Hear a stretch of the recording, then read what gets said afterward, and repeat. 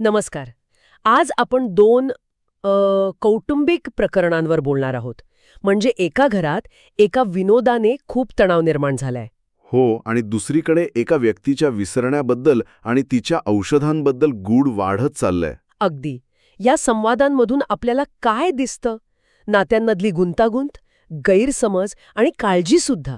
म्हणजे एका बाजूला एका चुकीच्या थट्टेची दुरुस्ती कशी होतेय आणि त्याचवेळी एका आरोग्याच्या समस्येभोवती संशय कसा वाढतोय, यावर आपण जरा बारकाईने बघूया. हो, बरोबर आहे. यात दोन मुख्य मुद्दे आहेत. पहिला म्हणजे अर्जुन. त्याने जी थट्टा केली त्यामुळे त्याची पत्नी सायली आणि घरातले म्हणजे काका, पूर्णा आजी वगैरे नाराज झालेत. तो म्हणतोय की सायलीची भीती घालवण्यासाठी हे केलं, पण झालंय उलटं. आणि दुसरी केस आहे प्रतिमाची. तिला गोष्टी आठवत नाहीयेत. म्हणजे जुन्या आठवतात पण आत्ता काय झालं ते विसरतीये. हो. आणि तिच्या गोळ्यांबद्दल पण शंका आहे. तिला त्याच गोळ्या मिळतायत का ज्या डॉक्टरनी दिल्या आहेत?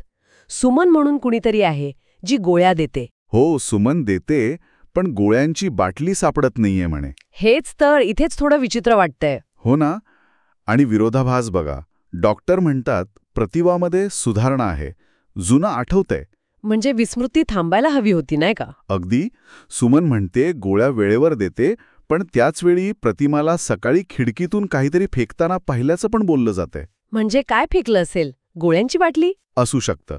आणि गंमत म्हणजे प्रतिमाला स्वतःला आठवत नाहीये की तिने असं काही केलंय का. म्हणजे हे तिच्या विसरण्यामुळे आहे की आणखी काही आहे यात? हा प्रश्न आहे. नक्कीच. हा मोठा प्रश्न आहे. म्हणजे एका बाजूला अर्जुनचा मुद्दा आहे, जिथे थेट परिणाम दिसतोय. सायली नाराज आहे. हो, तिथे कारण आणि परिणाम स्पष्ट आहेत. पण प्रतिमाच्या बाबतीत आरोग्याच्या काळजीआड काहीतरी लपलेलं दिसतंय. आता अर्जुनच्या थट्टेकडे परत येऊया. सायली खूप दुखावलीये आणि तिने माफ करायला एक अट घातलीये. हो, ऐकलं मी. अट काय आहे? अर्जुनने त्याच्या सगळ्या घरच्यांना म्हणजे आई, बाबा, पूर्णा आजी सगळ्यांना तिच्या माहेरी म्हणजे आश्रमात घेऊन यावं. अच्छा. ते घर त्यांना परत मिळाले ना 2.5 वर्षांनी? हो, आणि तिथे सगळ्यांनी यावं अशी तिची इच्छा आहे. यावर घरातल्यांच्या काय प्रतिक्रिया आहेत? मिक्स आहेत. म्हणजे काही जण तयार आहेत. सासूबाई, अर्जुनचे वडील, चैतन्य पण होता सुरुवातीला तयार. पण तो नाही येऊ शकत म्हणाला ना, साखरपुडा आहे म्हणून. हो, बरोबर. त्याचा काहीतरी साखरपुडा आहे दुसऱ्या गावी. पण काही जणांनी कारणं दिली आहेत. पूर्णा आजी आहेत ना. हो, त्यांनी गुडघेदुखीचं कारण दिलंय. आणि कल्पना, त्यांनी तर स्पष्टच नकार दिलाय म्हणे. हो, कल्पना यांनी सांगितलं की त्यांचा त्या आश्रमाशी काही संबंध नाही. म्हणजे यातून कुटुंबातले अंतर्गत संबंध कसे आहेत ते पण समोर येतंय. अगदी. प्रत्येकाचा दृष्टिकोन वेगळा आहे. अर्जुनने माफी मागायला कान पकडून उठाबशा काढायला सुरुवात केली होती. अरे बापरे. पण सायलीने थांबवलं त्याला. अट मात्र कायम ठेवलीये. आणि अर्जुननं वचन दिलंय का की तो घेऊन येईल सगळ्यांना? हो, दिलंय वचन. तो म्हणाला की घरच्यांना मस्का मारणं सोपं आहे, ते निदान उठाबशा काढायला लावत नाहीत. म्हणजे तो प्रयत्न करणार आहे सगळ्यांना एकत्र आणायचा. हो, तर एका बाजूला हा तणाव निवळण्याचा प्रयत्न आहे, पण तो अटीवर टिकून आहे. आणि दुसरीकडे प्रतिमाच्या बाबतीतलं गूढ वाढतच चाललंय. विस्मरण आणि त्या गोळ्या. हो ना. सुमन गोळ्या देते म्हणतीये, पण बाटली नाही.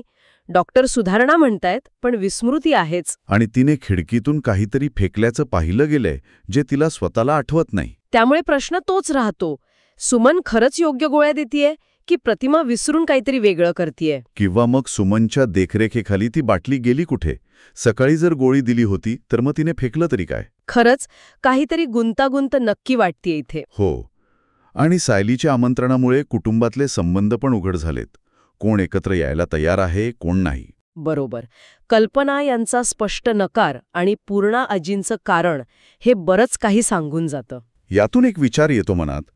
कुटुंबातले जुने ताण, जुने मतभेद अशा एकत्र येण्याच्या प्रयत्नांवर कसा आणि किती परिणाम करतात? खरंय, विचार करण्यासारखा मुद्दा आहे हा, नक्कीच.